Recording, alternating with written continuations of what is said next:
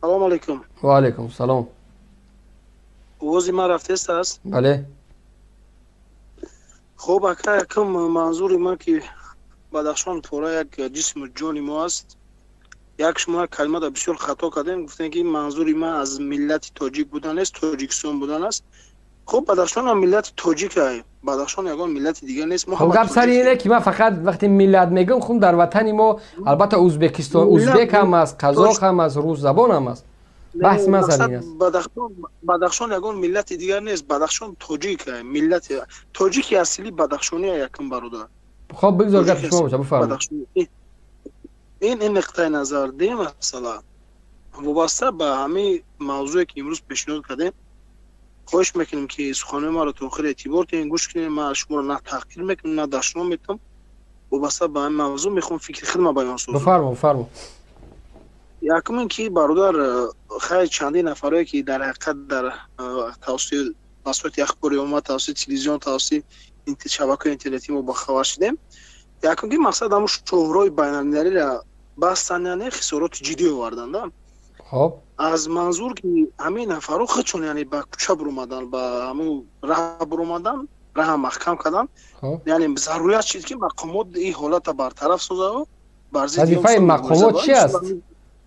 امنیت وقت میگی وظیفه چی است؟ وظیفه چی؟ وظیفه امنیت چی است؟ با ترتیب آوردن. خب با ترتیب توسط سلاح باید 20 نفر کشته شود. خب برادر چی با وایو سیلودار بودن ای طرف سیلودار از گجا بود کنی آمار دقیق سیلو برادر او کینوهایی که در تلویزیون نشون میده. من خواهش میکنم بیا ریالی صحبت کنیم. او آمارهای بردروغ نگذاریم برای مردم. او مدامه که او قدر سیلویی که در دست او بوده است، یه نفر کارگری امنیت، یه نفر کارگری الفا کشته است به همین خلاص. سنایپر، گرام تالیات، بهترین سلاح اگر در دست او باشه چرا اون قومت نمیکنه؟ زیاده از 16 نفر زخمی شد. یک نفر کشته 16 نفر. چرا با او قدر سلاح در دست اونا یک نفر کشته میشده است؟ چرا اینا توانستن 20 نفر را بکشن؟ او قدر از 30 نفر یک تاجیکستان بود، یک ارمی بزرگ یک مقابل. یعنی یک ارمی بزرگ باید برای مردم بکشه؟ مردم نکشتن برادر. یا چرا وقتی که یک گروه از جوانان افغانگرد در نزد دفتر OBS اعتراض کردن، چرا امنیت اونها را نکشتک یا را به خاطر اعتراضشون کشتن؟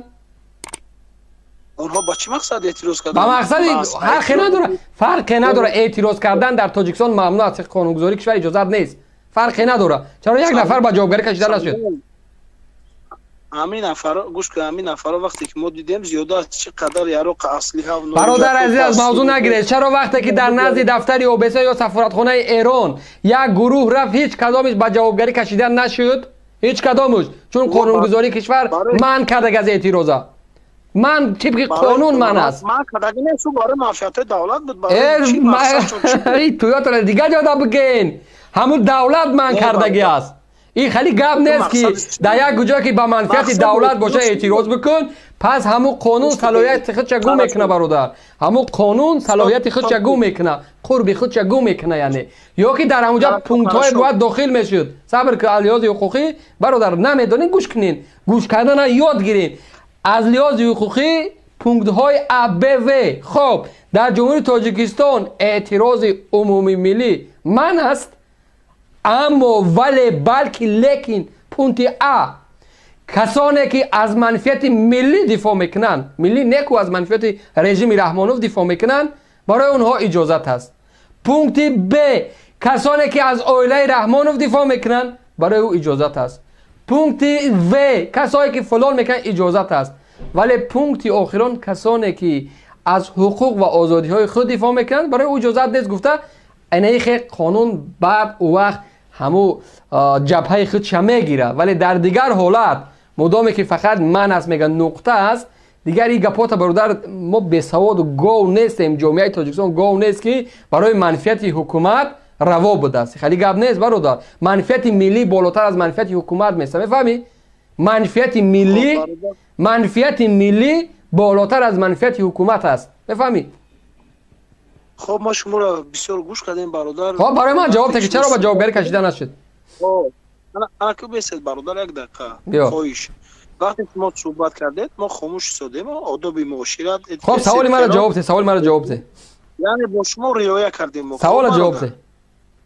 خب انا گوش کنید. یکم وقتی که در اینجا میتی کردن گفتید شما جمع شدن در پیش یا بسیار گفتید مقصد اینه جوانان اوانگرد یکم که یگان ضرر به جامعه به دولت برادر قانون گذاری من کرده است. من از زبان قانون گپ زدم برادر. از زبان خود گپ نزن خواهش میکنم.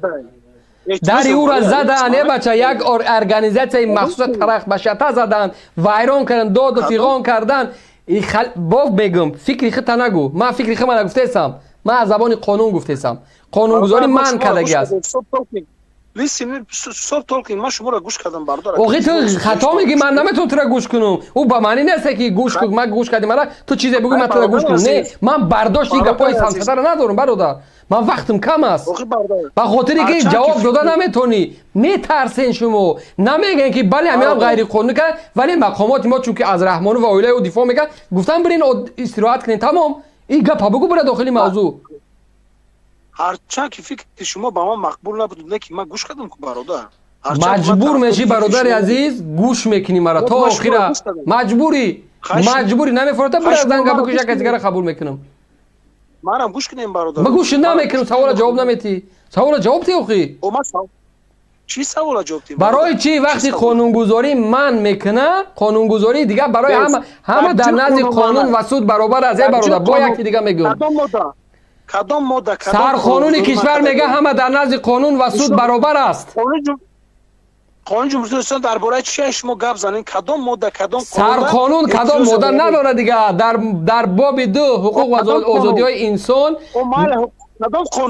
کدام قانون جمهوری اسلامی هست مثال درباره حقوق شهر قانون جمهوری اسلامی هست درباره اگر مقامات قانون سر قانون میگم سر قانون کدام ماده کنستیتوسیا کدام ماده باز من برات میگم برای من نشون تین شما دلیل فکت خطی گپ زنین کدام ماده در کدام ماده تو وبسایت سرقانونی کشور میدونی از چند باب و چند ماده عبارت است؟ بله از 10 باب 100 ماده عبارت است. ماده 1 جمهوری اسلامی کنستیتوسیا جمهوری اسلامی دولت دنیوی ماده 17 ده میگه کی ماده 17 ده همه در نزد قانون و سود برابر است. تمام؟ نشون تین در طوری سر نشون تین تو مرا نمیبینی. خب در قانون چی؟ در ماده 17 همه در نزد قانون و سود برابر است. خب بله همه در نزد قانون و سود پس چرا مدام بچهای بدخشان اونا می اومدن اعتراض میکردن برای اونا جرم بوده است و جنایتکار بوده هستند؟ چرا کسایی که اومدن در این منطقه برآمد کردن در نزد دفتر اعتراض کردن برای اونا ممکن بوده است؟ شما درباره اعتراض گفتین برادر گپ دیگه جا بردین کو اعتراض گفتین درباره اعتراض اومد بیا خطا بسیار عمری بعد معلمی بعد گرفتین که نگذشته یک زمین برو بخیر برای که اصحاب ما دیگه شما رو نمیبرداره. تو ما برای اعتراض گفتم برای همین اعتراض گفتم چرا بچهای بدخشان اعتراض کردن مردم بدخشان اعتراض کردن اونا را تروریسم و اکستریمیسم گفتین و چرا یک گروه دیگر از رحمان و رژیم او دفاع کرد اونا آزادن. ماده شبگو ماده 17 پایت سر قانون میگه همه در نزد قانون و سود برابر است. با معلمه برای استفاده میخره گو گرنی امنیت خیلی امنیگی تو نمیگذره مردم. آی خدا. خواب زنگ دیگر. الو سلام علیکم. و علیکم سلام. توزی اکای سلام خوبی سلامتی و کارا خوبه نشان خدا را عصبی چطوری عصبانی چطوری بفرما برادر صحبت که بیا دیگه ول کی گپورد چی گپای مسئله چی در رفتی سلامت باشه خدا نگهبانو. زنگ دیگه مسئله چی رفته تماشا که با گپ زنگ دیگه. الو بله سلام علیکم. و علیکم السلام. سلمان امیدوارم خوبی. سلامت باش تشکر. ماتریال فروش برمد ماتریال فروش من نمیدونم کی است بفرما. نه پیشکی همین یک زمان دیگه برمده بود و چه ماتریال فروش گرفتاد یه وقتو. خب خیر از داخل صحبت میشیم. در مسئله بدخشان چی گفتنی هستی؟ در مسئله بدخشان من همین را گفتنی هستم که گلبدین گناهگار بود گناهگار کشته شد و گفتی همون چاپلوسو. خب در نوزیلند گفته نوزیلند شهر نوزیلند یک تروریستی که 40 نفر در یک ساعت در یک دقیقه کشته زنده به قبرش کردن. بله بسیار بسیار منطقی. بله زنده به قبرش کردن. شما کدام عقل قطعی با میگین که تروریست بود کشته شد؟ بله کدام عقل قطعی؟ بله آدمی که در شهری که دموکراتیه، در شهری که قانون همه را حل میکنه، این خیلی رفتار میشود. تروریستی که 40-50 نفر را میکشن زنده به قبرش میکنن. لیکن شما لعنتی ها نمیدونن چی گفتن تونه. تروریست بود، خیلی بود برای آنقدر به قتل رسوندن. لیکن شما بخشیده نمیشین. شما آدم نیستین. شما را ملت نمیبخشه.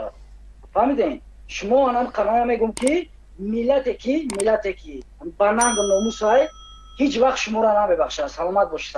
تشکر زیاد. زنده باش.